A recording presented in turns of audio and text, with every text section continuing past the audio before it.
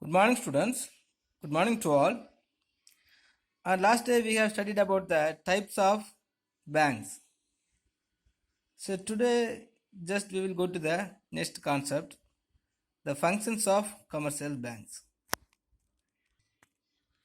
Already we have studied in this topic the types of banks. We have studied the Reserve Bank of India, and the next one is the commercial banks. So under the schedule of Reserve Bank of India, so what are the banks are there? Everything's considered as a commercial banks. For example, SBI, TMB, and Indian Overseas Banks, everything's considered as a commercial banks. So they render many valuable services to the public and the entrepreneurs and even the individual peoples. The important functions of the commercial banks can be explained with the help of the chart. So first we can consider we can classify the functions of the commercial banks broadly as two types. First one is primary functions and the secondary functions. The primary functions of a commercial banks are three types. They are accepting deposits, granting loans and advances, and the creation of credit. First, they have to accepting that deposit from the public. So the basic deposit accounts offered by the commercial banks are listed below. So nowadays banks compete with each other to attract customers by adding facilities to these deposit accounts. So broadly deposit accounts can be classified into two types, the demand deposit and the time deposit. So the demand deposit and the time deposit, two types of the deposit there. So the first we will study the demand deposits. These deposits are repayable on demand on any day. So this consists of savings deposit and current deposit. So normally all the peoples throughout the world mostly using the demand deposits only. So when we are using these demand deposits, it can be repayable on the demand on any day on any particular time. So first the saving deposit. So the saving deposit is considered as a general public deposit their savings into this account. Normally all the public, all the peoples deposit their savings into the saving deposits only. So this account can be opened in one individual's name or more than one name. So normally if you want to create any of the saving deposit, normally we are using the deposit account is, this account is considered as a demand deposit. The business firms are not permitted to open the saving account. So if the business firms must be have the current account only. So the rate of interest followed on this deposit is lower than the fixed deposit. But one of the benefit by using this deposit is whenever we want to repay the money or withdraw the money without having any of the trouble we can get from the ATMs. So interest is paid on the basis of the amount and number of days the amount remains credited in the account. So often if you are withdraw the money from the ATM center, you will never get the more rate of interest. So if you have more amount and the more amount also will be as more days in our account itself, we can get more rate of interest. So nowadays the bank provides the many facilities like checkbook, ATM and ATM card, credit card and different type of the cards also there. So a minimum balance should be maintained in this deposit account. But nowadays some of the banks also offered to the zero balance account. So otherwise penal interest is charged beyond a number 20 or 60 levels. So salary account is a type of saving account offered to salaried employees in which zero balance is permitted. So normally those people are going to get the salary in the form of saving deposit. They can use the zero balance. So otherwise, if the individual persons are using the savings account, they must be maintain the minimum balance. An account inactivate for a long period will become dormant account. Next, current deposit. So the current deposit account is suitable for the business institutions. So individuals too can open this account, but as the saving deposit, the individual people cannot withdraw the money whenever they want. So a higher minimum balance should be kept in this account. So maybe the 20,000 or the 50,000. So on the basis of the bank, so we have to maintain the minimum balance amount. But no interest is paid for the balance in this account. Some banks have started offering interest on these account balances. So once upon a time, all the banks did not give the interest on this current account. But nowadays, some of the banks also offering to giving some of the interest rate on their current account also. So there is no limitations on deposit of checks or withdraw from this account. Even if we want to withdraw the amount, we can get more amount. Because now by using the savings account, we cannot withdraw the 40,000, exceed the 40,000 per day. But when we are using the current account, we can withdraw till the 5 lakhs. So those who are involved in these business organizations or the businessmen only can have the possibilities and can have the places to having this deposit. Next, time deposit. So time deposit is a deposit in which the time is mentioned. So first one is the fixed deposit. Under the time deposit, so we can classify the deposit as two types: fixed deposit and recurring deposit. So certain amount is deposited for a fixed period for a fixed rate of interest is considered is called as fixed deposit. The rate of interest is higher than savings account. On the date of maturity, the principal along with interest for the fixed period is paid. Now, if you want to have or gathering more money within a particular period or after a period, so we can deposit the amount on the particular period. It may be the 2 years, 1 year, or the 5 years. So when the maturity period or on the date of the maturity period, so we will get the principal amount along with the interest rate. So this interest rate also will be changing on the basis of the bank principal and the amount of deposits. So the fixed deposit period can be 1 month to 10 years. So fixed deposit is also called as a term deposit.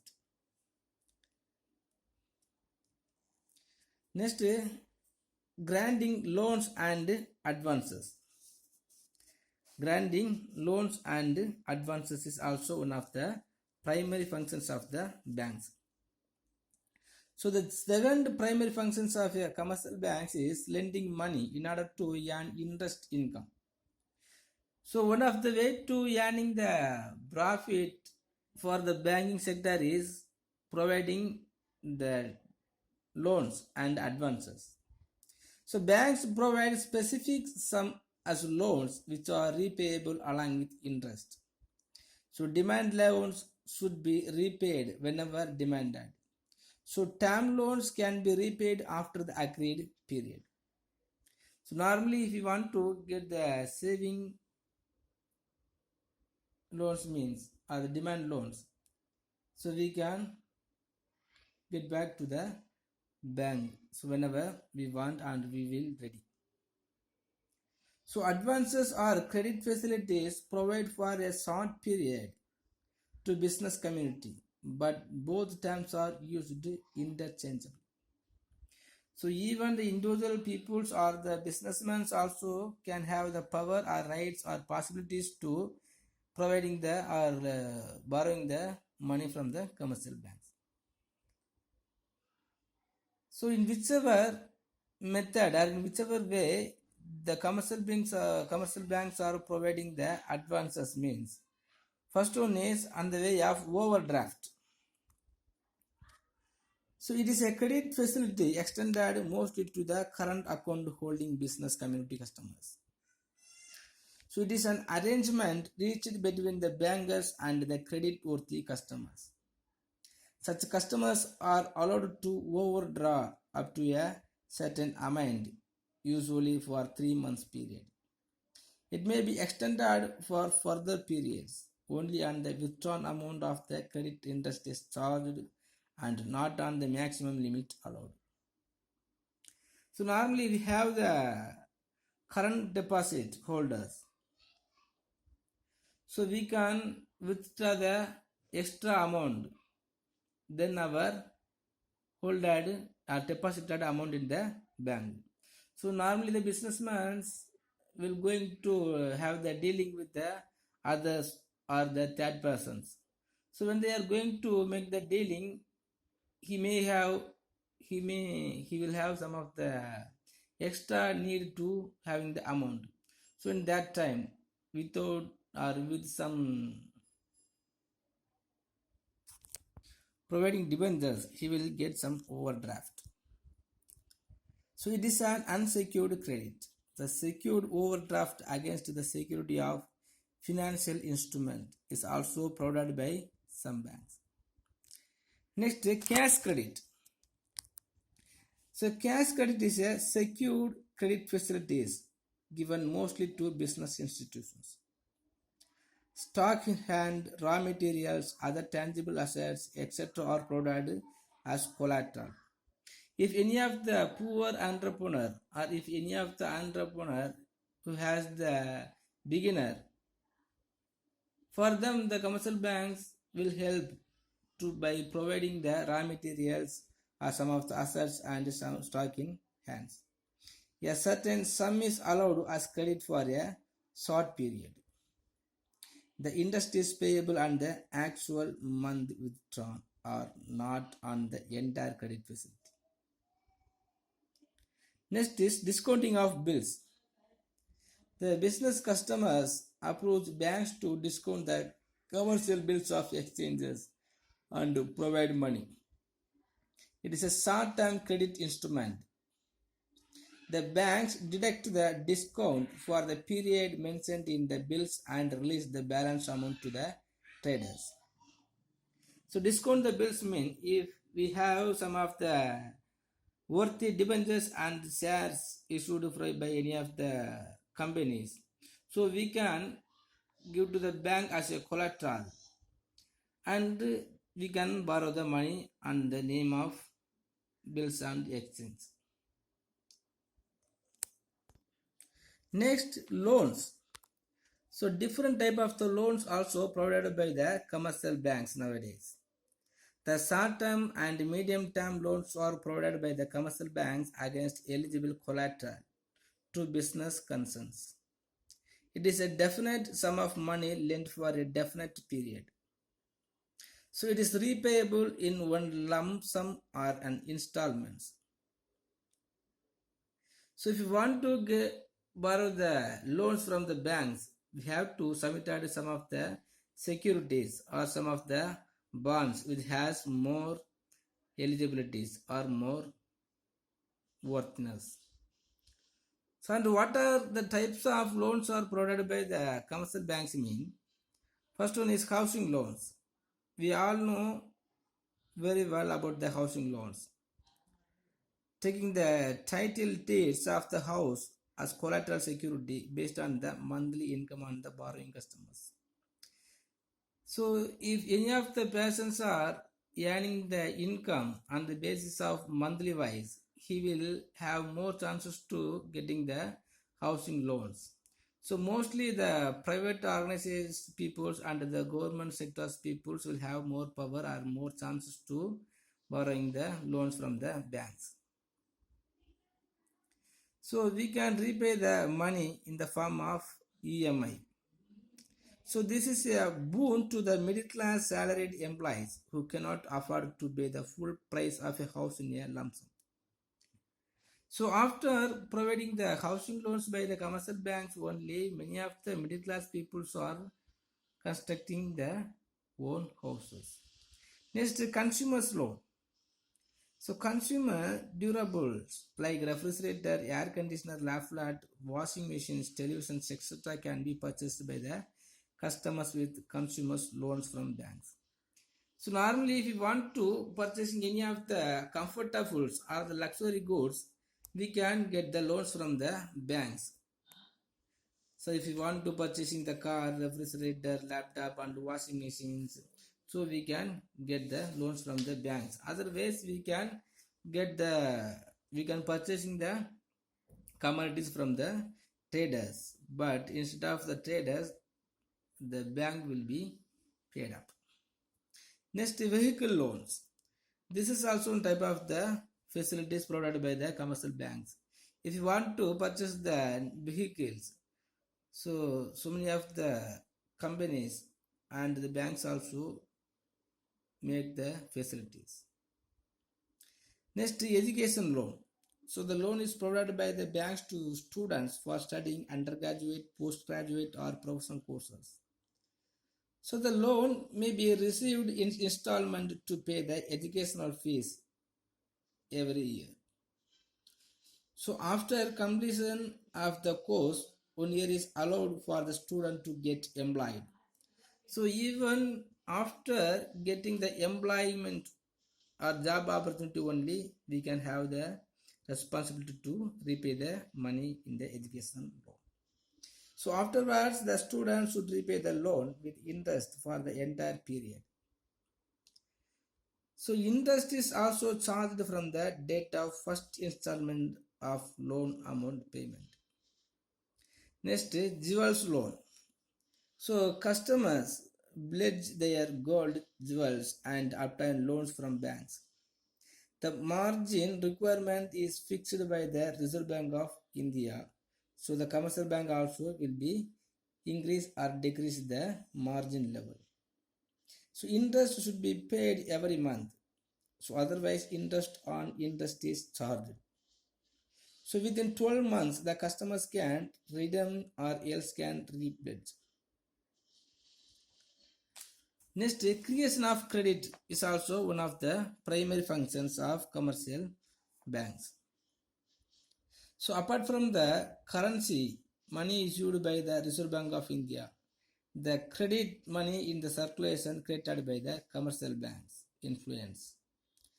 The economic activities of a country to a large extent is formed by the creation of credit only.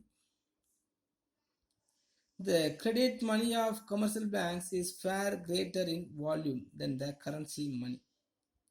The volume, the purpose and the sector to which this credit money is to be channelized. Next, the secondary functions. Some of the secondary functions also provided or offered by the commercial banks. So under the secondary functions, so it will have many functions. So first it will be providing many agency functions. So the banks act as agents of customers and to provide certain services. They are called agency functions. So what are the agency functions are provided by the commercial banks mean? First, transfer of funds. So banks issue demand draft, bankers check, traveler check and etc. and help in transfer of funds from one place to another and from one accounts to another accounts. The customer need not carry the cash they can just forward the draft issued by the bank to the receiving institutions, or a small commission is collected by banks for these services. Nowadays, if you want to transferring the funds by holding in one person's account from other person's account is very much easy. Next, periodic payment of premium, rent, etc.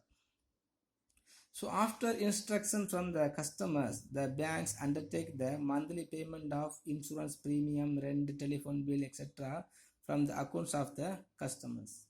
Nowadays, these payments are made through the electronic clearing system facilities offered by the banks. And nowadays, the online banking system, mobile banking system also will be offered by the commercial banks. So how the customers have to pay the periodic payment of premium, rent, etc. is paid by the commercial bank itself. So after getting the instructions and the permissions of the customers to the banks will doing all these things on behalf of the customers. Next, the collection and the payment of checks. So on behalf of customers, bank will collect the checks deposited into the accounts of the customer from other banks and deposit cash into the customer's account. If we want to collect the deposit from the other banks and make the deposit put into our own name, so on behalf of the customers, the bank itself will be doing this work. Next, acting as executors, trustees, and attorneys. So banks also act as executors of will of the customers and implement their will after their death.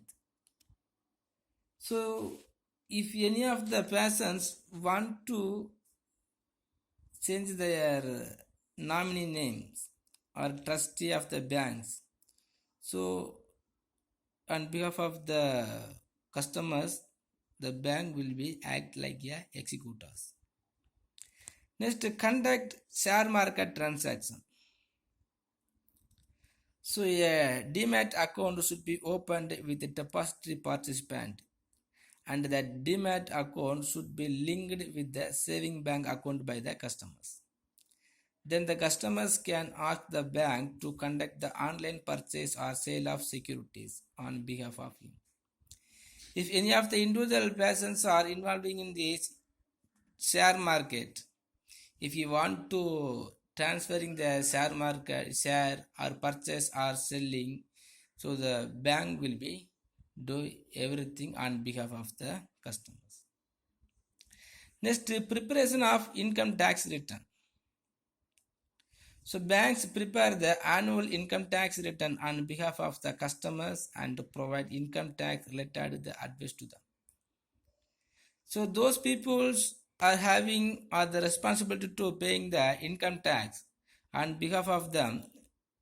So the bank will be prepared and it will give some advices and some of the ideas to that persons. Next, dealing in foreign exchange. So banks buy and sell the foreign currencies on behalf of the customers. If any of the bank customers are involving in this international trade, other ways, that is the customers act as the exporter or the importers on behalf of the customers. So the bank will acting as a foreign exchange, the dealing foreign exchange. So on behalf of the customers, so the commercial bank will have the dealing to exchange the foreign. Next, acting as a correspondent.